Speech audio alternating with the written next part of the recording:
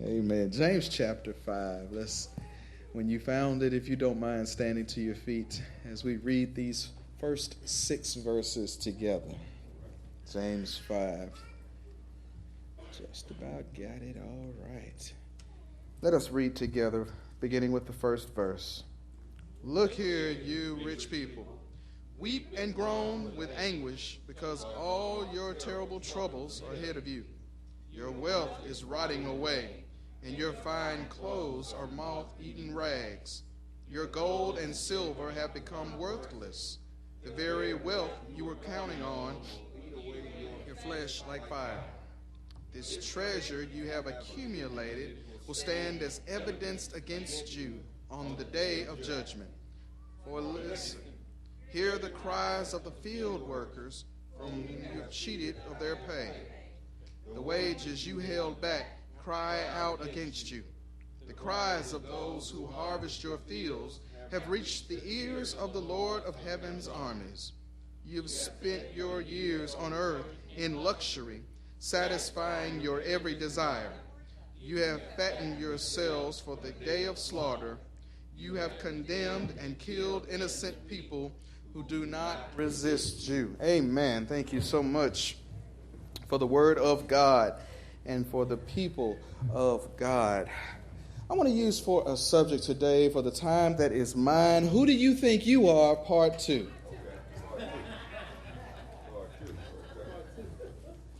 As nephew Tommy would say, once again, who do you think you are? Part 2.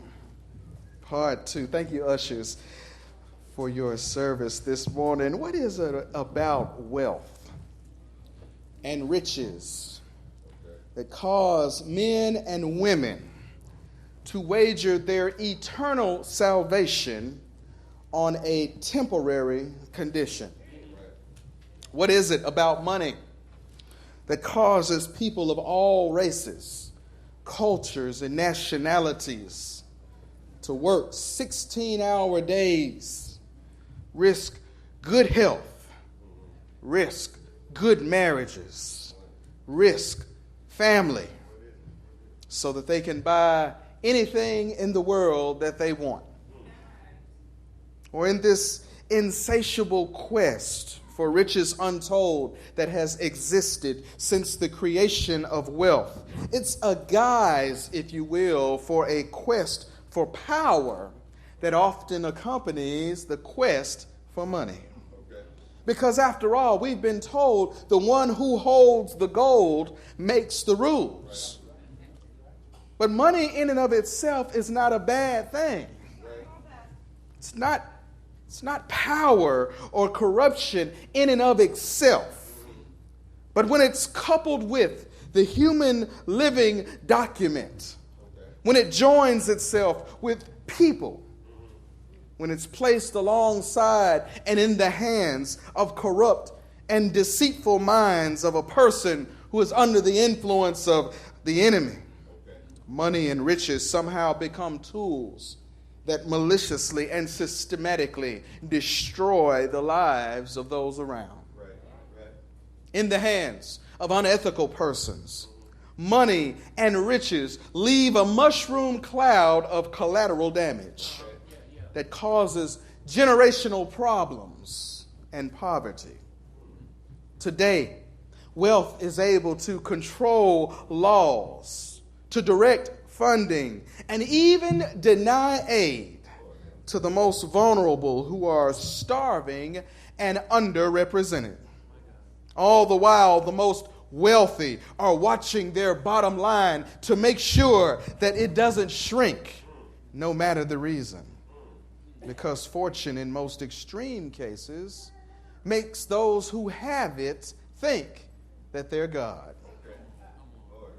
Treasure makes us distant from the care and concern of the people, and most of all from the merciful Creator God.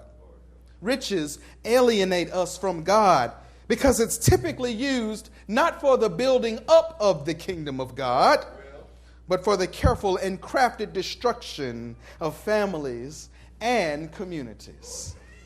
In addition, it's a reminder that wealth and riches not only alienate us from God, but from our brothers and our sisters as well.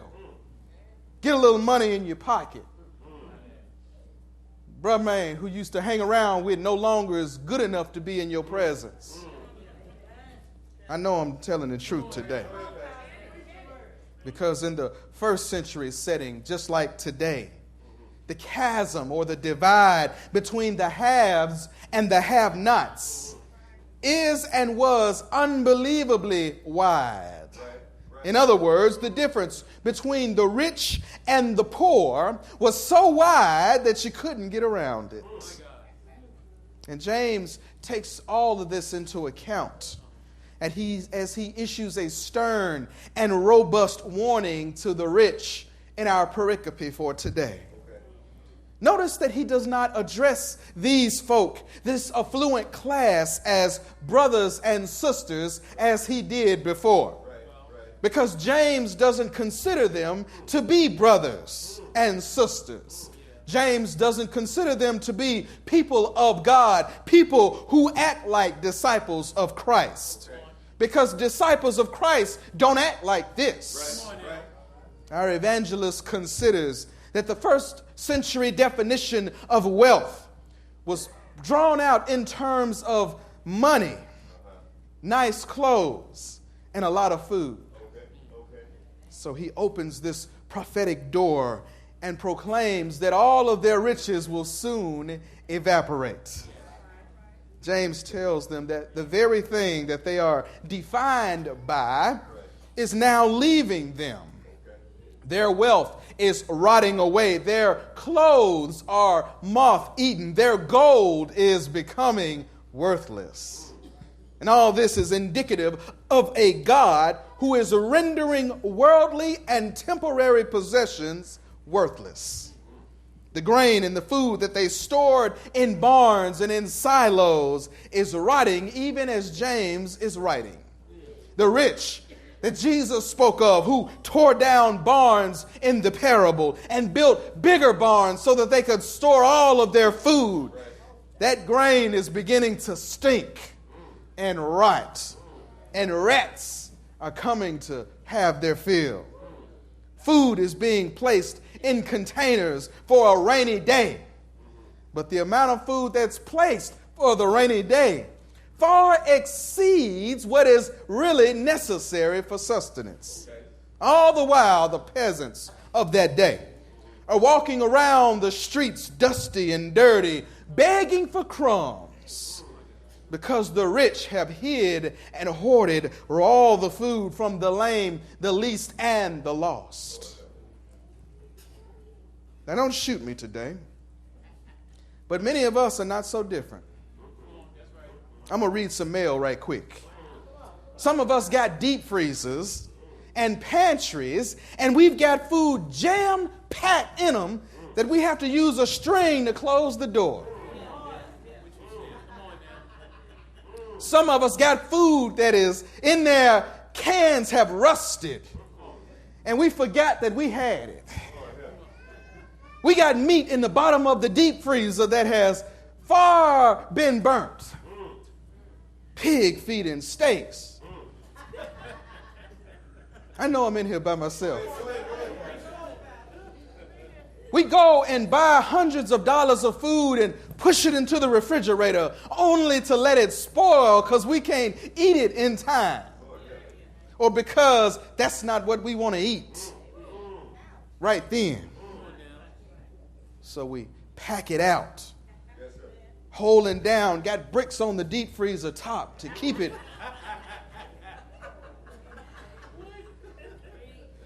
And we do it so long until we go and decide to buy a bigger deep freezer. And the last time we see the bottom of it is when we first bring it into the house. You know, in America, I found this statistic startling, that we throw out 33 million tons of edible food every year. That's a lot of food. It's equivalent to $165 billion wasted. Yet 1 in 7 Americans is walking around hungry. 1 in 7 folk that you know goes to bed hungry every night. Here we are crying in the streets that we ain't got nothing to eat and that we got a fresh loaf of bread in our hands. Stepping over the hungry and the homeless so that we can get into expensive restaurants and mess over little food. Who do we think we are? Ask your neighbor, who do we think God thinks we are? The wealthy had clothes. The wealthy were being consumed by their opulence. The wealthy had nice stuff to wear.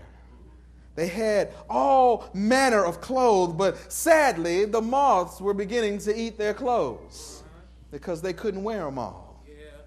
They had so many clothes that they forgot that they had clothes in the back of the closet.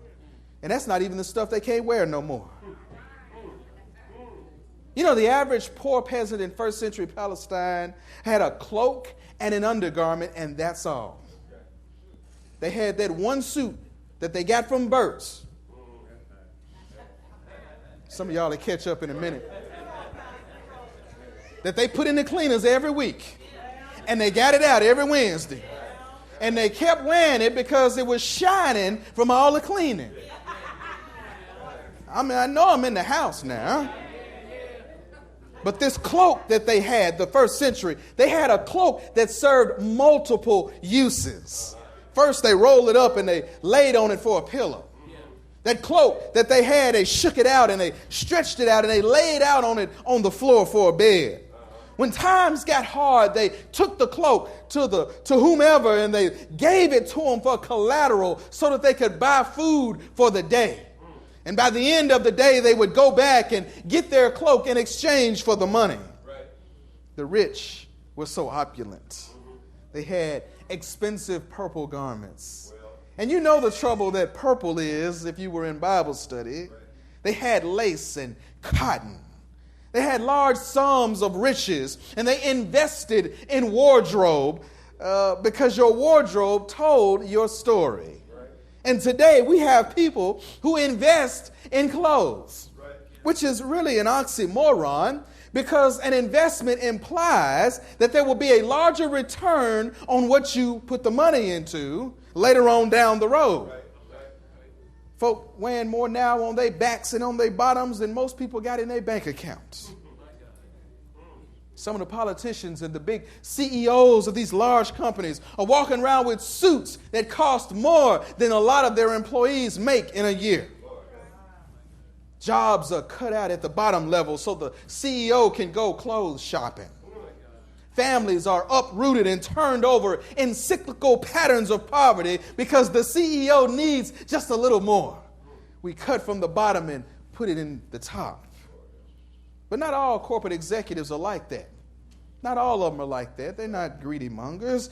Did you know that the CEO of Japan Airlines makes less than a lot of the employees? In fact, the difference between his salary and the lowest paid person's salary is a mere $30,000 a year. That never happened in America. Guess what he rides to work in? The bus. Guess where he shops at? Where the rest of them shop at. He buys his suits off the rack just like the employees do. What they can easily afford, he affords. And when the profits were down, he cut his own pay so that they wouldn't have to lay off anybody, so that nobody would be without. This man, this brother from another mother, this fellow from the Orient has a pulse on the people. He understands what humanity is all about. But woe to those who stockpile clothes, and many others, maybe even in your own family, while those folk go ragged.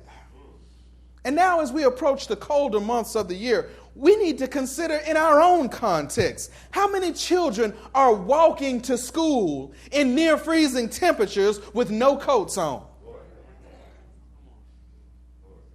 But yet we ride in our heated vehicles, looking at them and talking about them. We as a community, not just Shiloh, but we as a community at large should be about donating some coats for kids' sakes. And if there's any children immediately in our community that need a coat, we need to be getting them a coat. Amen. I know my English wasn't right. Amen. Tell your neighbor, we need to be getting them one.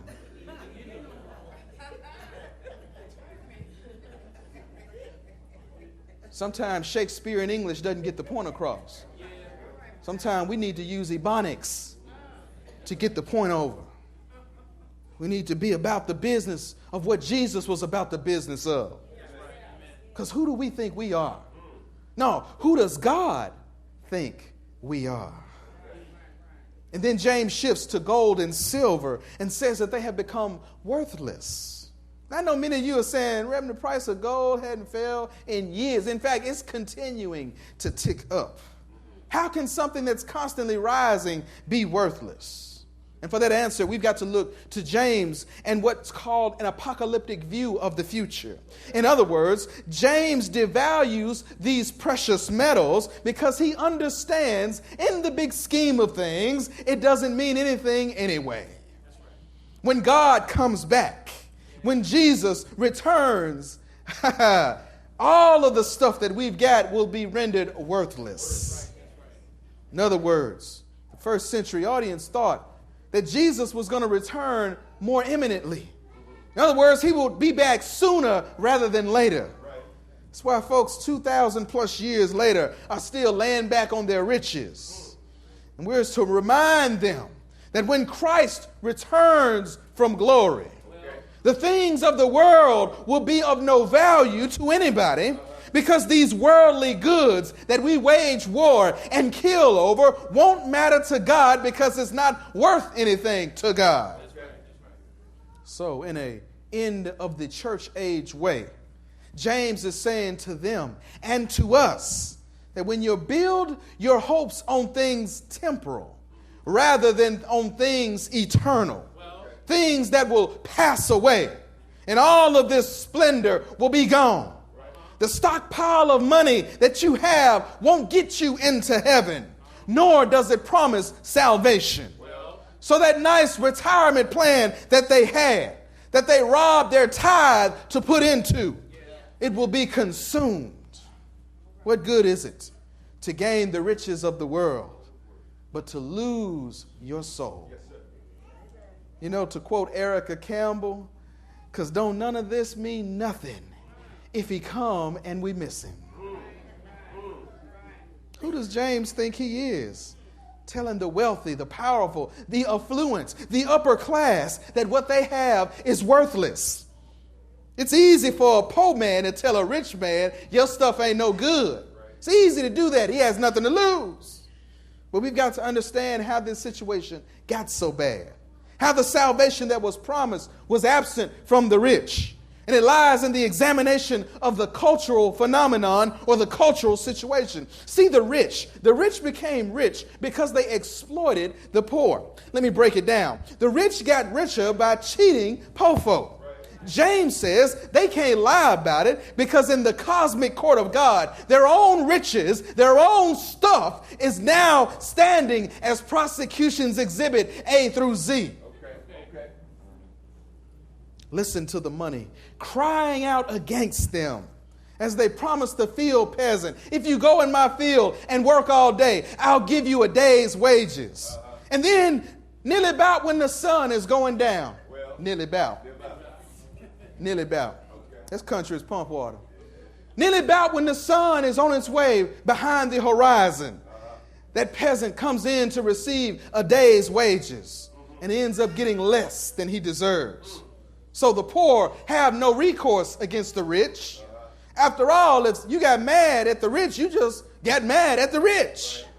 You went home that day with missed meal colic. Babies, ask your parents about missed meal colic. In other words, they went to bed hungry at the hands of the rich. And the rich exploiting the poor extended into the courtroom as well, where only the rich could bring a case against anybody else. The rich could sue one another in the same financial group, but the poor could not sue the rich. If a poor peasant did have a case, no court would hear it. Because after all, Everybody in the courtroom, everybody from the judge to the jury was the rich man's friend. When the case was brought up, he stocked them all with his peers. And the case was decided always on the side of the rich. The poor then would be sentenced to slavery.